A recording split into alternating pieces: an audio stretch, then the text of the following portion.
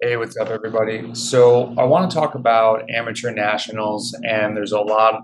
I shouldn't say a lot. There was enough chirping after the race, and I had people that were messaging me who are an elite cyclist who said, "Why are some people at pro nats one weekend and the very next weekend they're at amateur nationals?" I think we should talk about this. And first off, some people after the race were posting a couple things on social media saying things like, "Oh, Velo Brew won amateur nats because all the other guys are pro." We are not pumping that dialogue, and I actually really don't ever think we should try to lift one group of people up by tearing other people down. Everybody in the amateur road race is technically an amateur. So if you have beef with how it's all laid out, it's more looking at USA Cycling and the people that make the rules. But by no means do I want to take down one of the guys who just had an awesome ride and say, you shouldn't be here, and try to lift ourselves up because we came in fifth. And to be fully transparent, I was really bummed because I got dropped on the last lap and I wasn't there to help Forrest get into first place. You know, Forrest was 10th wheel going into that final climb and got fifth. Had the rest of us on Velobrew been there at the finish, been at the race, and executed as we had planned, could have been a different ballgame. So I'm more looking inward at our crew, not trying to shine out on others. But this, it came up in the podcast with Will Hardin, and the obvious teams that people are talking about are Best Buddies, Project Echelon, but I think we should look through the pre-reg list.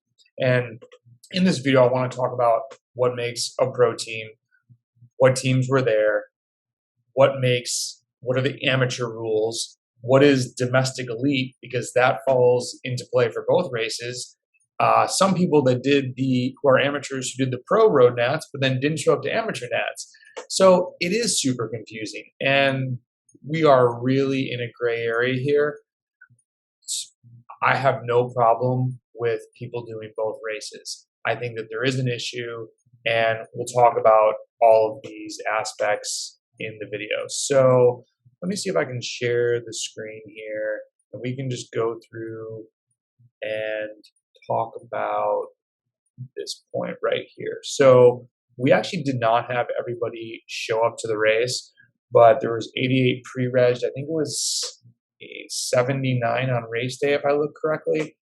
The biggest teams, Best Buddies has 6 guys, absolute hitters, definitely a team to be worried about. Blazers, small crew, but Johnny Brown. The next big team, obviously Project Echelon with 5 guys.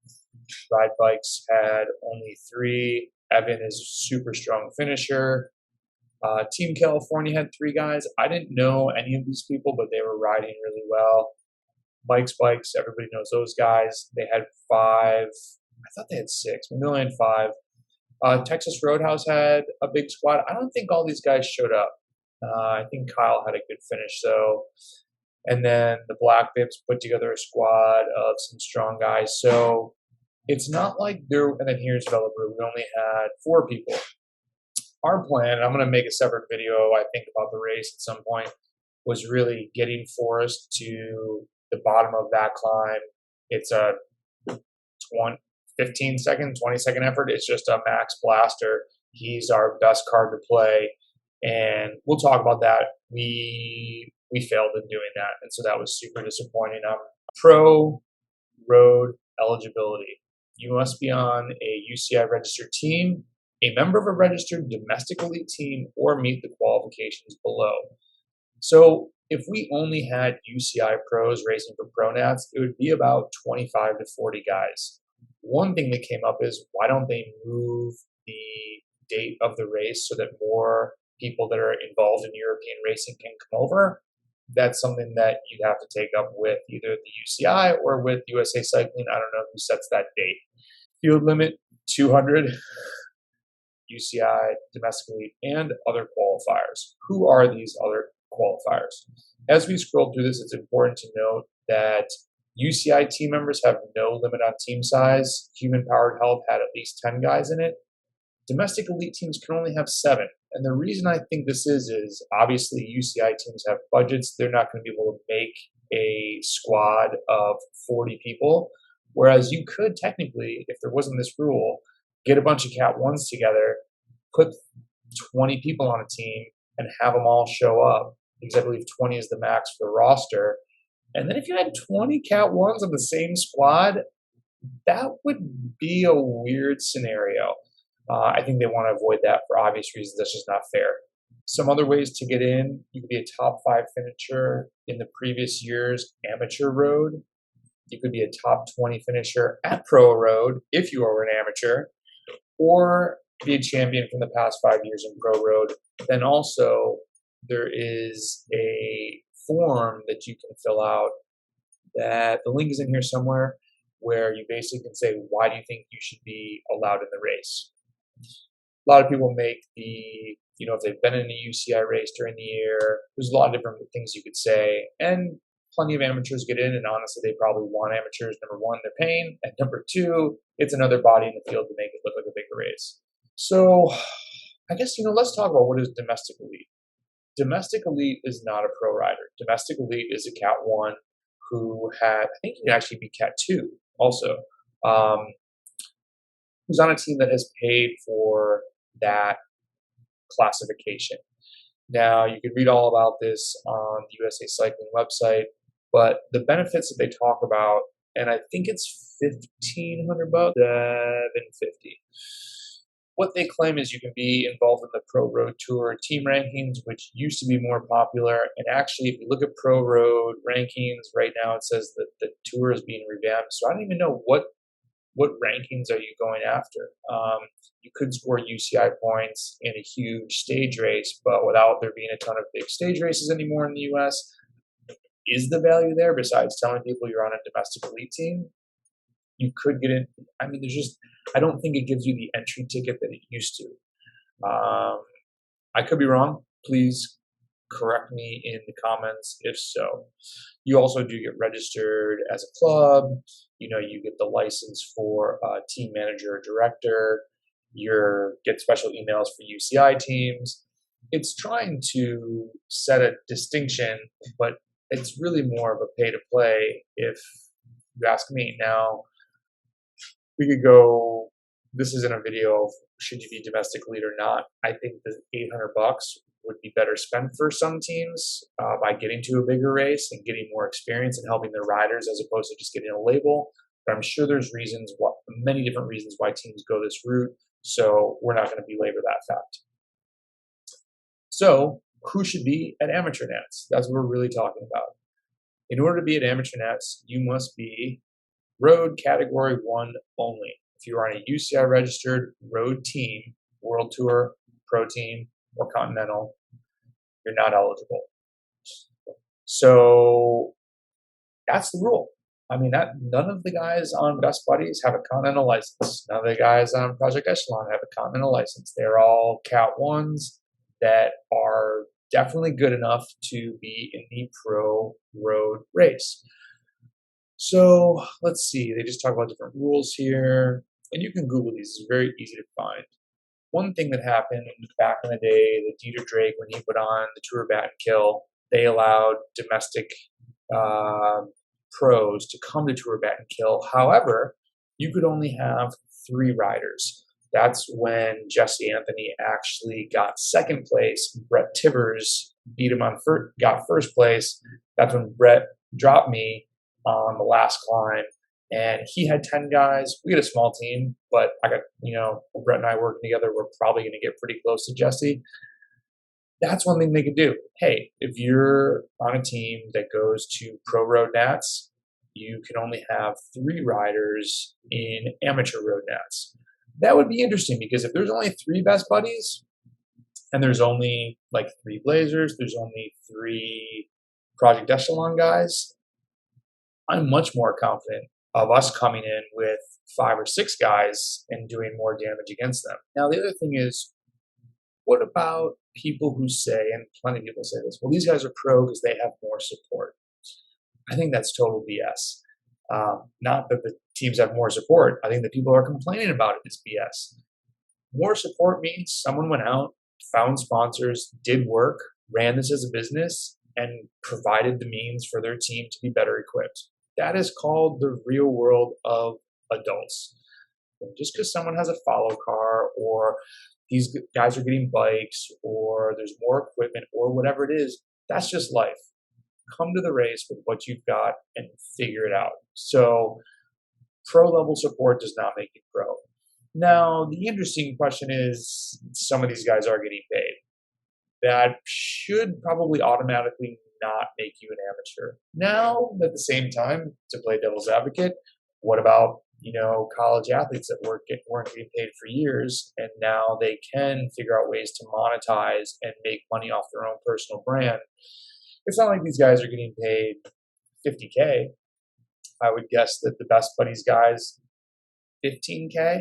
Maybe it's tiered based on results. Maybe they keep all of the money. Sometimes you have to give money back to sponsors. Sometimes the sponsors front money, want money back. I mean, there's tons of really weird dynamics, and I don't know if this still goes on, but there are definitely pros who flexed, who were on pro teams, who were paid, but then they bought everything. And that was the team's way of getting out of actually paying them. They had them pay for everything back. So they got their salary and then coughed it right back up. Robin Carpenter tweeted, "I feel like we used to have to choose between U23 and Pro," and Adam Myerson commented, "We did. This is also how it is with Masters and Elite and CX." Adam had made the comment, I know we don't have many UCI teams right now in the US, so it makes sense to let the top amateurs race up. The confusion comes when they can do both. Stephen Roth had a comment about no country except in the US. Are you allowed to race in both? And then I asked a rider on Project Echelon, I'm not going to name. I asked the best buddies. No, actually, I did not ask. I would have asked Tanner. I didn't ask him that after the race. I asked people on my team, and I asked other amateurs, what do you think about this? Some people were confused by the rule. Some people thought that they shouldn't be able to. Some people thought they should. And then there was all this gray area of like, well, what about this scenario? What about that scenario? What about this rider? Another scenario that I think could really penalize people is, what about those who might be in a helper or domestique role in the US Pro, but they're good enough to win at amateurs? Do we make them pick? To get a little bit deeper, if you think you can win US Pro and you are there to win, I would ask, what is your real reason in coming to amateur nats? Is it because you think it's going to bolster your credentials and it'll help you get somehow on a pro team? That's what we just need to ask, why are they there? Should they be there? But you can't really go rider by rider. So there needs to be a rule. And maybe that rule is you don't have as many teammates in amateur nats, so that you truly, if you're good enough to race at US Pro, you need to truly be good enough to take on a gang of 5 Cat 1s. And if you're not familiar with it, my bud Stephen Bassett, Patrick and I, we've defeated him before, just given a little shake and bake. One pro cannot beat 3 good Cat 1s. It's just, unless they are way beyond being a domestic pro. They are on the next level of pro tour, world tour. That's a different story. But, Johnny Brown came to a local crate. Granted, he rode there. Patrick and I did shake and bake and won. And it was a huge pat on our back when his Strava title was DNA Cycling puts on the clinic. And super gracious guy. Because 2 versus 1 is just not a fair battle. So maybe if you're good enough to be at US Pro and you come to amateur nats, you have less teammates. I don't know if that's the right answer, though. Now, talk about if you were a former pro and maybe now you're on an amateur team and you come down. I have no problem with that. That's like gravel. Ted King was a world tour pro. He still rides a lot, trains a lot. Pete Stetina. You have absolute hitters there. I think that is absolutely exciting to go and have a chance to race against those guys. Because if I get 7th, 10th, something behind a bunch of pros, at least I know where I stand. I know where I am on the totem pole. I'm a Cat 1, period. That's it. I would rather have a bunch of really good guys who think they should be in this race. And if I lose to them, great. But at least I know where I stand, rather than excluding them and having them feel like, man, I should be in that race too for X, Y, and Z reasons. The only thing is, if you were a pro and now you're an amateur, don't poo-poo on the race. I always like to read through people's comments and what they title Strava rides. If there's a big race with 100 guys in it, you can go and see who you did the ride with or your flybys or whatever it's called, and all the titles are there. And some guys are trashing on the race, like, "Oh, you guys are amateurs." Like, dude, then don't show up. It's called amateur nats for a reason. Go do pro road nats. You're good enough to do that, and then leave us to be the minions going for amateur road nats. All this, what's to say? There needs to be a new rule. I have no problem with people doing both. I have no problem with pro support. I think it is a little weird that there's amateurs getting paid. The devil's advocate to that is that's them just going out and getting better support. I don't know if that's true. Is the playing field going to be even? I think probably not. I think there's always going to be teams that have a little bit more or a little bit less, and you just need to figure it out. If somebody wants to be an amateur nats and they want to be the amateur national champion, great. Personally, if I'm coming in 6th at pro road nats, I don't need to be at amateur nats. Unfortunately, that's not my case, so I would crush. And I'm so proud of Forrest to be on that podium. It's a podium I've never even been able to come close to. And I've talked about it a bunch. It's like, that's the race, and have had some great last lap attacks, have been in some solid breaks. Things have never come together. I think I've been there. I've got totally shellacked 2 other times. Maybe I've been in it 7 times. I should go back and look. But, it's national champion of Cat 1s. That's a really cool title to have. So really want to finish it off with, don't tear people down to try and lift us up. We're good with it.